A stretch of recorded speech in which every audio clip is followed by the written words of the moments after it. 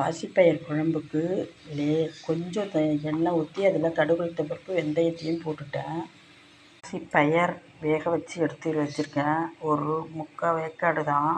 தக்காளி, வெங்காயம், பெருஞ்சீரகம், ஜீரகம், லைட்டாக மிளகு எல்லாத்தையும் போட்டு அரைச்சி வச்சுருக்கேன் பாசிப்பயிறு குழம்புக்கு. இப்போ தக்காளி வெங்காயம் அரைச்ச விழுத இந்த கடுகு உளுத்தம் பருப்பு வெந்தயத்தோடு சேர்த்து போட்டுக்க போகிறேன். பார்த்துக்கிட்டிங்களா? அப்படியே போட்டு இது போட்டாச்சு.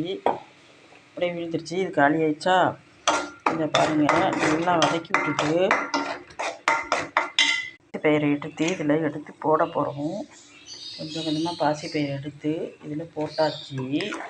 முழுசும் உப்பு 2 ஸ்பூன் உப்பு கரெக்டாக தேவையான அளவு உப்பு போட்டாச்சு. அதோட மல்லித்தூள் மிளகாய்த்தூள் கலந்து அரைச்சி வச்சுருக்கிறத போட்டாச்சு. இப்போ மிக்ஸ் பண்ணி